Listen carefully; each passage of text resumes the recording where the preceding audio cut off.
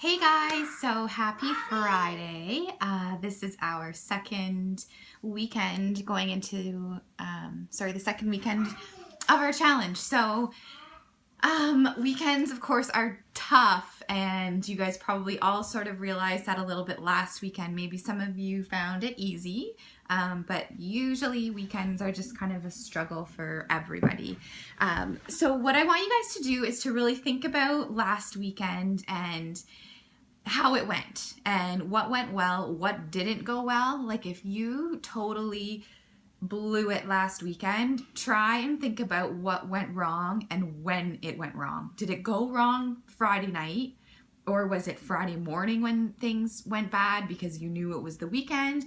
Or was it like Saturday night or Sunday? Like when was it that things switched in your head for you and you all of a sudden decided that maybe the drinks are worth it, or you want to have that pizza instead of eating healthy, or you didn't get all your containers in, or you skipped your workout? At what point did you make those decisions, and did anything trigger that? Was it just being unplanned, like not planning ahead of time? Was it just the temptations?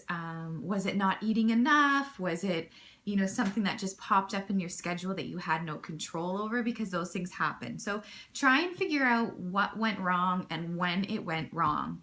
And then you really need to try and avoid that happening this weekend, okay? So this is sort of how you learn to make this a lifestyle, is by kind of looking at what went wrong and trying to figure out how you can sort of fix that, right? Like it's a learning process. You're not going to be perfect at this, and you are not going to be 100% of the time. It's unrealistic. It's not going to happen. But what we can do is sort of learn from what we have done in the past to try and make it a little bit easier for us. So maybe you screwed up big time Friday night, and then you woke up Saturday morning and you thought, okay, no, I'm starting over. It's going to be fine. But then you screwed up later Saturday. And then so Sunday you were like, well, F it. I've really screwed things up. I'll start again on Monday. So if that's kind of what happened to you, try and reel it back in. Like, okay, you screwed up Friday night. Nothing you can do about that. But Saturday you have control over. So what can you do, and what kind of plan can you have in place to avoid screwing up on Saturday? Because if you screw up on Saturday, you're probably going to screw up on Sunday again, right? And then you feel like you're starting over. And I talked to a few of you at the beginning of the week that were just really discouraged because you felt like you were starting over, and that the whole first week was a wash and it was a waste of time. And that sucks. Like that feeling sucks. I've been there 100 times. We're all going to be there again, but it sucks. So if you can avoid that happening, it just can help you so much on this journey. So just really try and have a plan for this weekend. And there's going to be things that come up that you cannot control, but you can control a lot of it. You can control what time you wake up in the morning, for sure, okay? You can control that. You can control getting your workout done first thing and getting it out of the way. You can control that. If you try and do it later on in the day or put it off, it might get missed. And if it gets missed, that's going to change with your mindset. And then all of a sudden, you're going to choose different foods to eat because you didn't even work out. So you screwed that up already. And then you're going to think, your food choices might be off a little bit as well. And then you might have a couple drinks, and then things really, sort of fall off the wagon and roll down the hill and like into the river. And then it's all over. So really try and control what you can control. When are you going to do your workout? When are you going to do it? Is it worth sleeping in tomorrow morning? I mean, I've got 4 little kids, so sleeping in isn't even an option. So I'm kind of biased there, but maybe if you do have the ability to sleep in, maybe that is worth it. So maybe you want to sleep in, but is that going to screw you up? Is doing your workout later in the day going to throw you off schedule? If you've woken up early Monday to Friday, getting that workout in first thing and feeling great, will that screw things up for you tomorrow if you don't get up early and get that workout in? Okay, so you have to sort of think about those little things. Like, is that little bit of extra sleep worth it if it's going to derail you? Okay, so really just have a look at what your weekend is. If you're going out to eat, I hope that you guys all watched that live call that we did the very first week, the Monday of the very first week of the challenge group. So if you go into the app and you can filter the posts so that you only see my post. So if you you click, I'm not sure what it says on the settings, but it says like view all posts or my coach's posts. If you just want to view my posts, you can scroll through only my posts instead of having to scroll through everybody's Shakeology logs and workout logs, whatnot. And you can scroll back to the very first week and there's a video. It's a YouTube video and it's all about dining out tips, and that should help you. It should really give you some good ideas about how to dine out and stay on track, because it is possible, okay? So I want you guys just to really dig deep this weekend, and this can be a hard weekend because we still aren't at the end. We're close, but we're not quite there. Like next week always seems to be a little bit easier because we're getting close to day 21. We're getting close to the end of the first round and everybody's excited to measure in and weigh in. So people tend to really stay on track, but this is always a little tough area. So you really have to push past this and imagine what you're going to feel like on Monday morning if you wake up and you did it. You got through the weekend with, minimal treats or no treats, or you stayed on track, or maybe you did have a little treat, but you recovered from it. That's my biggest struggle, is if I have, dessert, I have a really hard time with stopping there.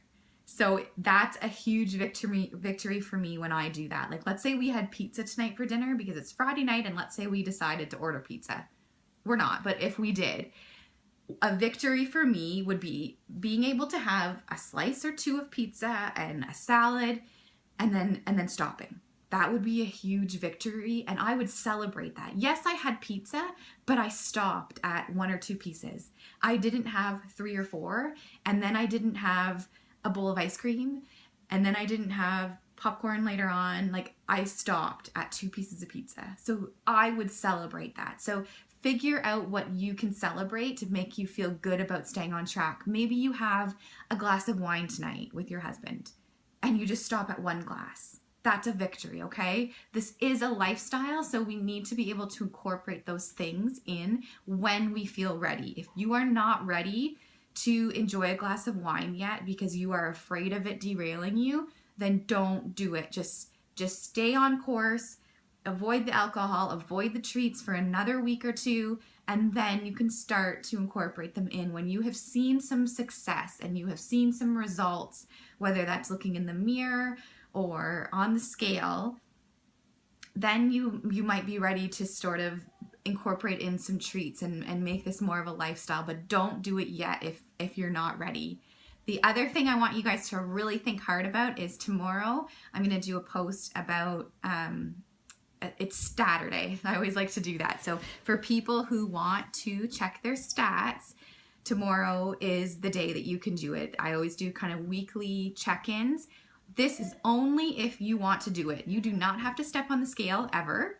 And you definitely don't have to do it until the end of the group if you don't want to, or measure yourself, whatever. If it's just killing you not knowing, tomorrow's the day for you to do it. But do not do it if it is going to derail you. Like, just don't. It is not worth it. If you step on that scale tomorrow and there's no change, what is that going to do to you? If it won't do anything to you because you feel so good and it won't really matter, then sure, jump on the scale.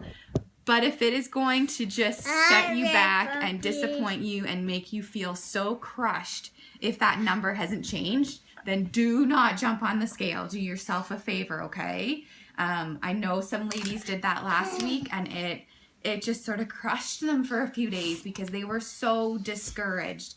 The weight loss will come. The inches will fall off. It takes different amounts of time for people, okay? So just focus on how you're feeling. Pictures can tell 1,000 stories, or whatever the saying goes. So I always judge my progress on pictures and how I feel, okay?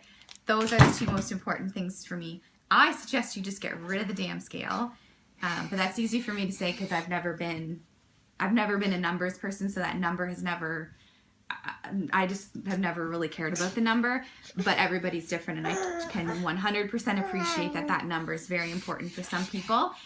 But just beware about jumping on that scale, because it can really, really hurt you if it hasn't moved, okay? So everybody get a plan in place, and happy Friday, and I hope everybody has a really great weekend. I'm off to Toronto tomorrow for the weekend without children, and I'm so excited. I have a big event on Saturday night and Sunday, so yeah, I'm looking forward to it, and I hope you guys have a great weekend, and we will chat soon. Bye, guys.